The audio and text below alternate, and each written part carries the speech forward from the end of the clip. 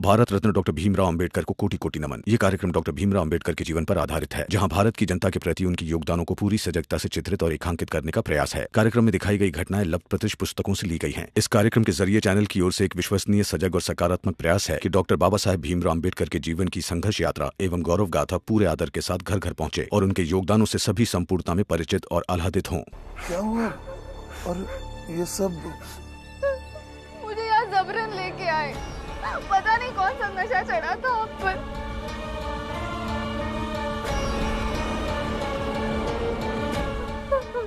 नहीं, ऐसा नहीं हुआ। लेकिन यही हुआ है। मैं कहीं के नहीं रही। अब मैं कहाँ जाऊंगी, क्या करूंगी, मुझे कुछ समझ नहीं आ रहा है।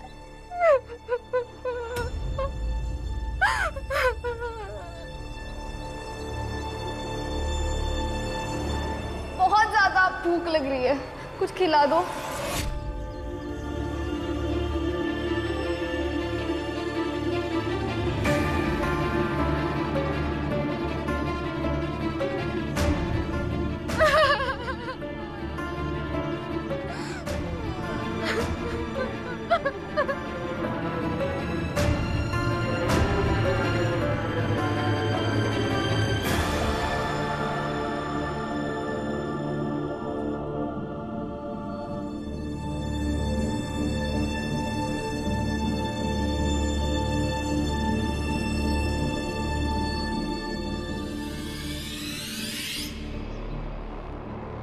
भाग के जाएंगे कहाँ राम जी? अब भागने से कुछ नहीं होगा। होगा वही जो ये चंपा चाहेगी।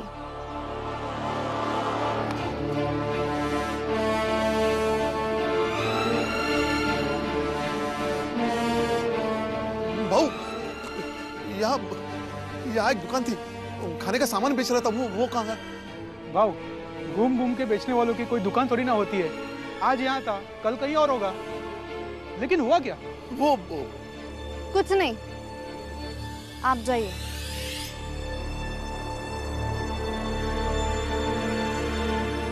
इसने जो मुरमुरे खाने को दिए थे ना, शायद उसमें कुछ मिला हुआ था, उसी से मुझे नशा आ गया। नशा चाहे जिससे भी हुआ हो राम जी, इज्जत तो मेरी गई है ना। और आप ऐसे किसी से भी पूछ लोगे तो मैं तो मजाक बन के रह जाऊंगी। मुझे माफ कर दीजिए। काश इसकी माफी होती।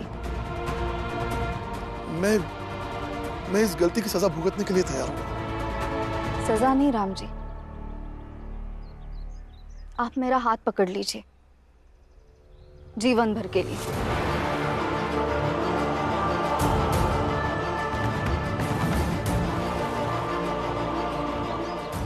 मैं भी भटकती हुई जिंदगी जी रही हूँ और आप भी भीमाबाई के जाने के बाद आपके जीवन में भी भटकाव आया है। और ऐसे ही चलता रहा तो परिवार में बिखराव आ जाएगा। शायद हम दोनों एक दूसरे के जीवन को पूर्ण कर पाएंगे। और पता नहीं इसलिए ये सब कुछ हुआ होगा कि ऊपर वाले ने हमारा मिलना लिखा था। क्या बकवास कर रही हो? मेरी जिंदगी यहाँ बर्बाद हुई है और आपको ये सब बकवास लग रहा है।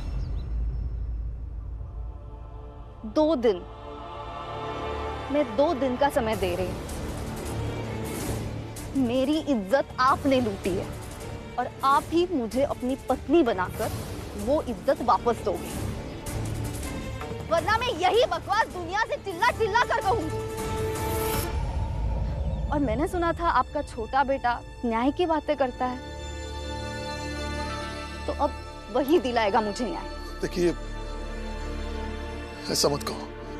बदले में कुछ भी कहो, मैं करने के लिए तैयार हूं, लेकिन शादी की बात मत करो। मेरी बात को समझो। 2 दिन।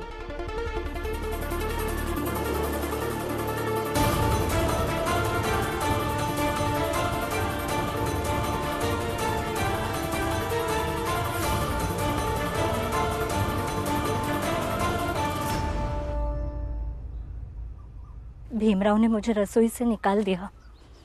ये बात मुझे बिल्कुल अच्छी नहीं लगी भाभी। भीमराव अपनी आई से बहुत प्यार करता था और वो कई बार कहता भी था कि घर की रसोई आई की है, इसलिए उसने ऐसा किया होगा, वरना भीमराव बहुत अच्छा है।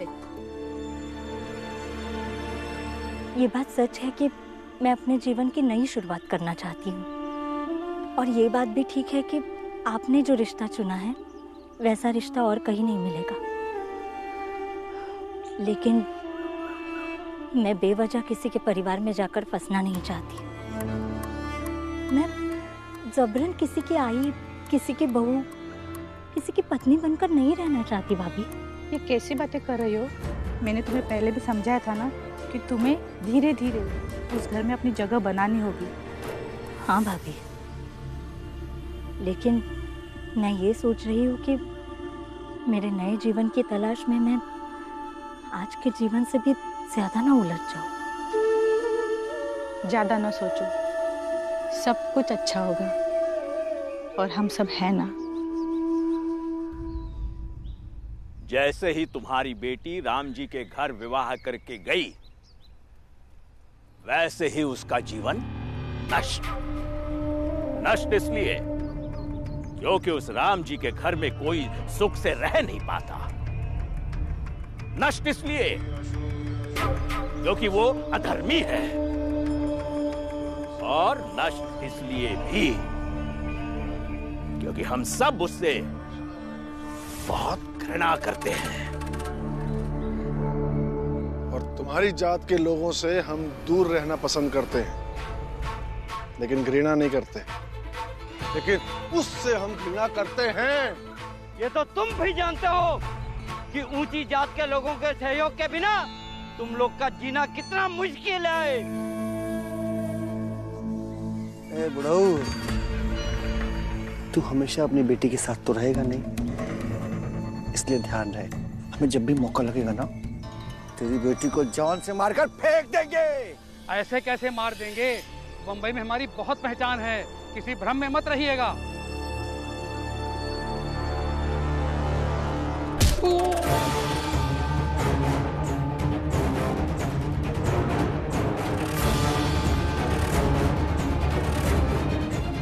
वैसे मारेंगे, वो आदमी है इसलिए चोट सहन कर लेगा, लेकिन जरा सोच, तेरी बेटी तो मर ही जाएगी। और प्रमाण चाहिए तो पुरंजन से जाके पूछना, उसकी आई के साथ, उसके साथ क्या क्या किया हमने। और रही बात तेरे भ्रम की, तो मुंबई से जिसको बुलाना बुला ले, हमारा कुछ नहीं कर पाएगा। इसलिए जो कुछ करना सोच समझ कर करना, और सोचना जरूर। आज तुम्हारी विधवा बेटी कम से कम तुम्हारे सामने है, जिंदा तो है। और अगर मर गई तो फिर ये पहचान, ये बंबई का रुतबा किस काम का? तुलसा, मंजुला, पता नहीं तुम दोनों से मैं कैसे बात करूं, क्योंकि अभी तुम दोनों छोटे हो। मेरी बात समझ भी पाओगे या नहीं? क्या बात है बुआ, कहिए ना। हाँ बुआ, कहिए ना। आज काकी के साथ जो आई थी ना, उसका नाम जीजाबाई है। अगर बाबा की शादी उससे कर दे तो कैसा रहेगा?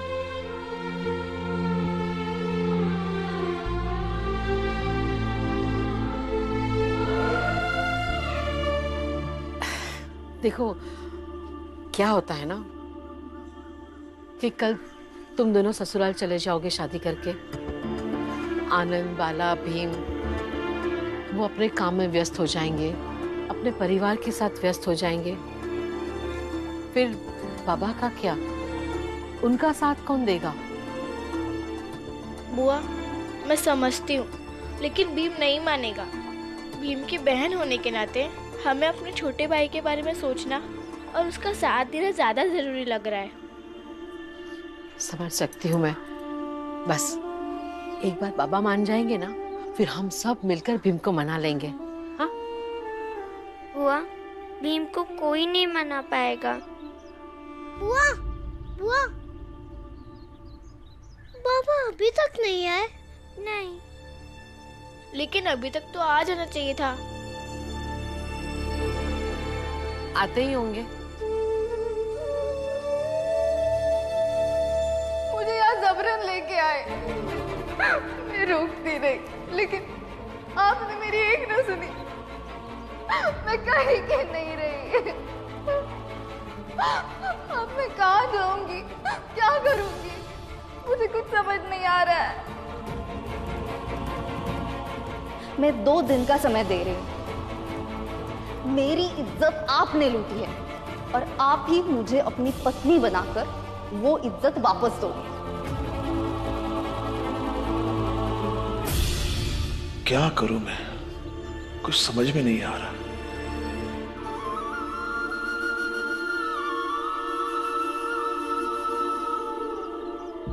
आप मेहमान हैं और आपको जाना चाहिए। मुझे लगता है कि जिस घर में आप आई हैं उस घर के लोगों को लज्जित महसूस नहीं होने देंगे।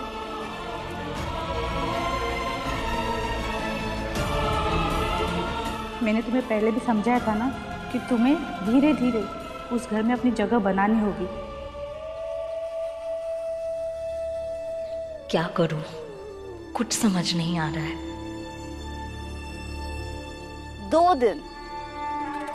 2 दिन का समय दिया है राम जी को। कोई कुछ भी सोचे, शादी तो मुझसे ही करनी पड़ेगी। और हाँ, आप ये तैयार रखना, उसकी चिंता मत कर, हम लोगों ने अपना काम कर दिया है। अब जीजा भाई का बाप राम जी सतपाल से शादी तो दूर, शादी के बारे में सोचने से भी खतराएगा। क्यों सेठ जी? सही कहा मंगेश।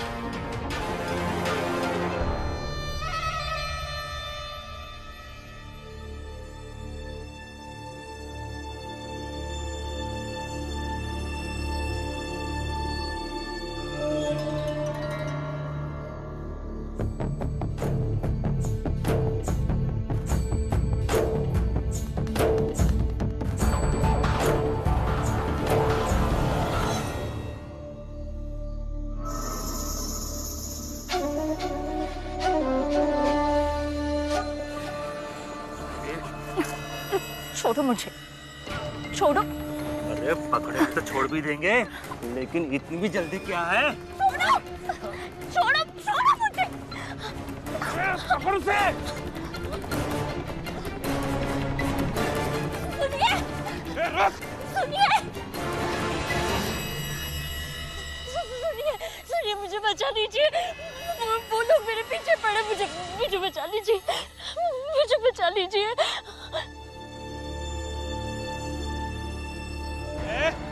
हट यहाँ से। ये क्या बदतमीजी है? तू अपना काम कर, समझाना। और वैसे भी ये विधवा है, लगता है ये ऐसे नहीं मानेगा।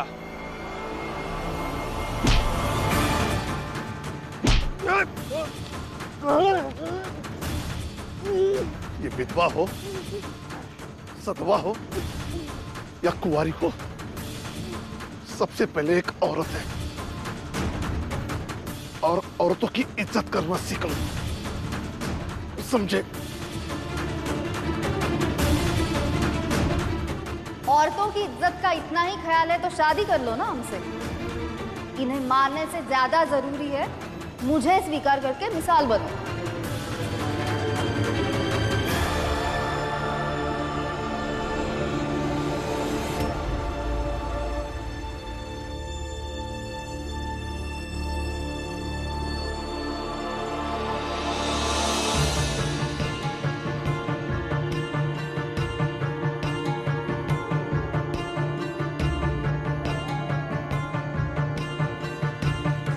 धन्यवाद, आपने मेरी मदद की।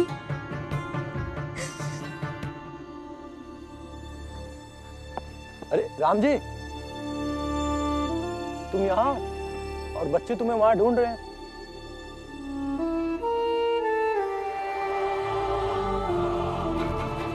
राम जी, ये विधवा हो, सतवा हो या कुंवारी हो, सबसे पहले एक औरत है और औरतों की इज्जत करना सीख लो। जीजाबाई, बेटा अब हम यहाँ नहीं रहेंगे। कोई शादी वादी नहीं करनी है। बहुत खतरनाक लोग हैं यहाँ के। नहीं बाबा, यहाँ चाहे जितने खतरनाक लोग हो, मैं अपने नए जीवन की शुरुआत यही से करूंगी।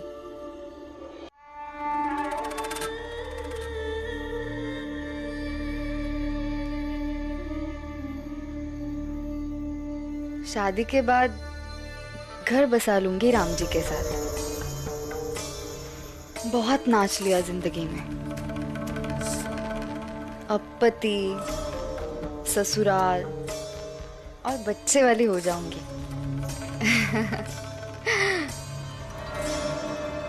ये मेरे सर पे चोट देख रही हो? ये चोट उन्हीं लोगों ने दी है। वो लोग बस यही कर सकते हैं। किसी के द्वारा किसी का सर फोड़ देने से वो विजेता और हम हारे हुए नहीं हो जाएंगे। देखो पुरंजन, मैं जीवन भर अपनी बेटी के साथ नहीं रह सकता और ना ही राम जी अपने परिवार के साथ मुंबई आ सकते हैं। फिर मैं किसके भरोसे अपनी बेटी को यहाँ छोड़ दूँ? राम जी के भरोसे, क्योंकि पूरे मोहल्ले में एक राम जी का ही घर है जो उन ऊंचे समाज के लोगों के साथ लड़ भी लेता है और बोल भी लेता है। इसलिए काका आप निश्चिंत रहें। और बाबा, आज तक उनका परिवार इन लोगों से सुरक्षित ही तो है, इसलिए कम से कम जहाँ इज्जत और सम्मान मिले, हमें वही रुककर अपने नए जीवन की तलाश करनी चाहिए।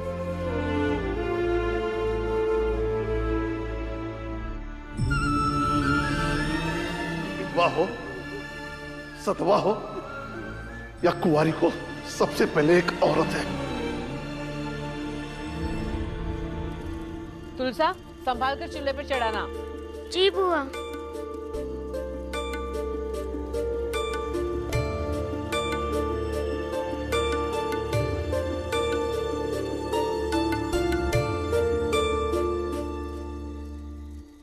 भैया,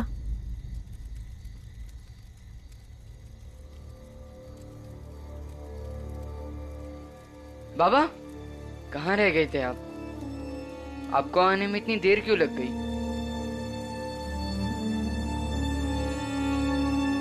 भैया क्या बात है? आप ठीक तो है ना? वो आपको आने में देर हो गई, इसलिए हम लोग खाना बनाने की तैयारी कर रहे थे। किसने कहा था खाना बनाने के लिए? पढ़ाई लिखाई के समय में खाना क्यों बना रहे हो? मैं तो आ ही रहा था। भैया गुस्सा क्यों हो रहे हो? एक दिन बना भी लिया तो क्या हो गया? क्या हो गया? एक ही बात बार बार समझाता नहीं रहूंगा मैं। मेरा काम मुझे करने दो। बाबा आप गुस्सा मत होइए। हमने बस ये इसलिए किया ताकि हम आपकी परेशानी को बांट सके। भैया आप ही समझा रहे थे ना कि सबको अपनी अपनी जिम्मेदारी निभा लेनी चाहिए, और जब घर में आई ना हो ना तो उसकी जिम्मेदारी बेटी निभाती है, बाप नहीं।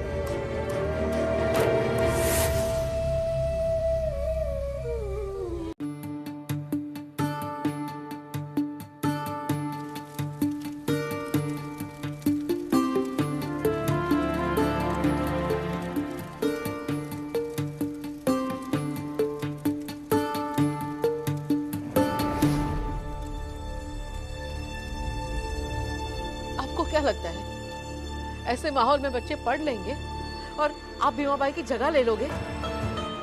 भैया एक बात समझ लो कि भीमा बाई की जगह सिर्फ एक औरत ही ले सकती है, आप नहीं।